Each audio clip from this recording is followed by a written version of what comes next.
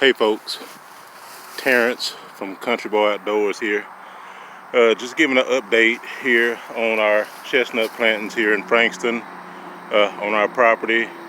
Just came up for a visit today. I believe today is July the 9th, 2020. And we're stopping up here to just check on things. Wanted to do a quick video on some of the older trees. I hadn't had the opportunity to walk the rest of the property yet. Getting ready to do that, but just looking up into some of the treetops at some of the chestnuts, and I see quite a few birds on some of these trees out here. Good size, showing that we got a lot of pollination this spring. Last year I think I might have got a couple of nuts off of this one. This is one that it died to the ground a couple of years after planting, and sprout back up from the roots, and it got several trunks there on it. Probably in the fall I'll probably cut a couple of them off and keep the tallest two that's growing in that. But right now on a lot of those limbs it's a lot of birds up there. Probably hard to see from where I'm standing, but just wanted to zoom in across. See quite a few of them over in the top of that one. That one's been producing for a few years now. But this one, this is a smaller one next to this one that I planted some years back, probably about 3-4 years back, probably about 4. This is probably the 4th summer, going into the 4th summer that it's been out here, and this one has quite a few birds on it. This is the first year this one has produced, but it's got a lot of birds on it. That one over there got quite a few birds on it, and then there's one over behind that one that's got a bunch of them on it. So gonna have some decent production this year from these few trees.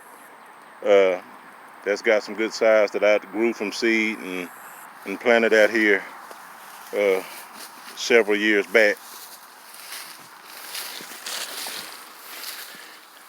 And all over this place, this is one. I don't see anything on this one this year. This one next to it, all of these was planted fairly close proximity, but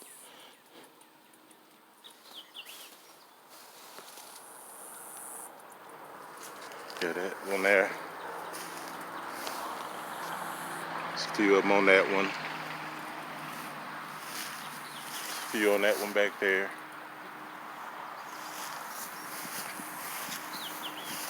There's a couple back there, and I'll walk and check those, but I just wanted to get the ones I knew had nuts on them. There's nothing on these yet. Probably next year. Still some over there that's pretty small. I don't know if you can see that one there. The leaves a little yellow looking too. Probably just, it's been a hot summer so far. There was a lot of rain up here the other day. Don't know what the difference is from the yellow one in those leaves, and the one right over there is pretty dark. Maybe it's something I can give that to help with that, the yellow one. But this is the higher areas, others back there, and I'm gonna go walk them. I'll probably do another video if I see some stuff that's worth videoing and showing. This is a small one, planted a year or two ago. A lot of them out here was direct seeded. That's a small one. Direct seeded out here a couple of years ago. That was an old Walmart Dunstan that died, come back up from the roots. Probably burnt up last summer, came back up from the roots. This one here has a couple of birds on it.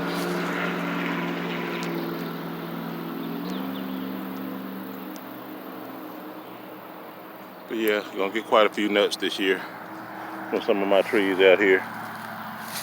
Getting ready to walk the place, see how many more of them I can find that made it this far into the summer. Some of those that I direct seeded, and some of the named chestnuts, the cultivars.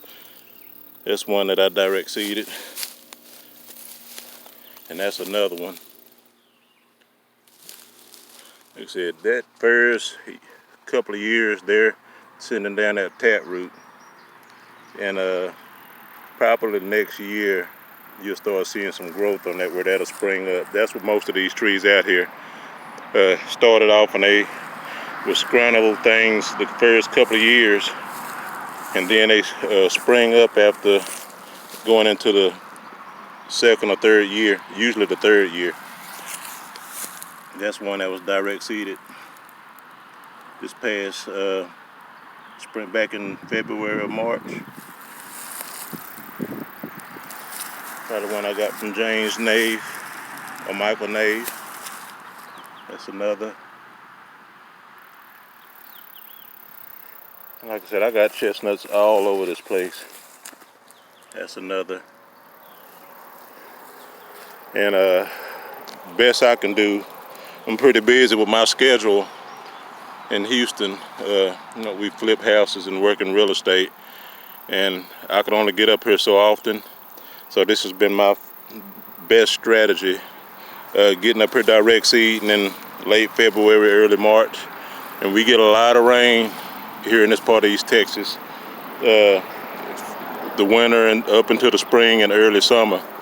And so they start sending that taproot out in February, and we get out here and we plant them, and then they get established, and they send that taproot down to where they can survive the summers. And they make it through that first summer. They're usually pretty good after that. I don't have to really worry about them. You know, yeah, the growth might be a little bit slower when you don't get up here and weed around them and do stuff like that. Now, one thing that I've mentioned in another video, when I get out here and I weed around plants and they're exposed to the sun and I'm not living here, and that sun is beaming down on them, then the sun will burn them up a lot of times. But when it's grass and other plants growing around them, it usually shields them from the direct sun rays. So this method has worked